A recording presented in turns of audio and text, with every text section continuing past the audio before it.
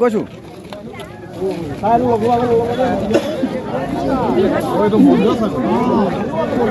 নগাঁৱৰ মহামৃত্যুঞ্জয় মন্দিৰত উত্তপ্ত পৰিস্থিতি। মহামৃত্যুঞ্জয় মন্দিৰৰ পৰা এটা ছাগলী চুৰ কৰি ৰাইজৰ ৰোষত পৰিল 4 এনচিচি কেডাৰ।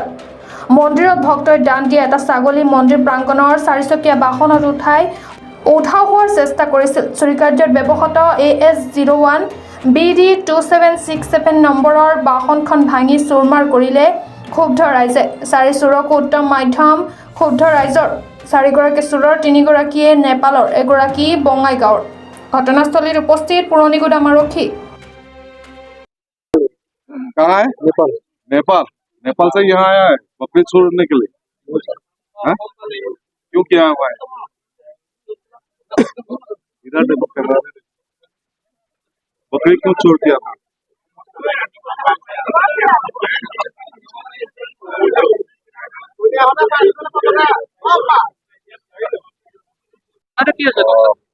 ঘটনা মৃত্যুঞ্জয় মন্দিৰত এটা ছাগলী বাহিৰৰ 4জনমান ল'ৰাই বিস্কুট খুৱাই লৈ যাব বিচাৰিছিলে।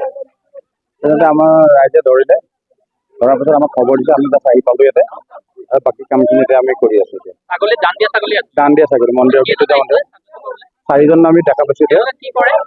তেনেকে NCC কিবা কৰো বুলি কৈছে।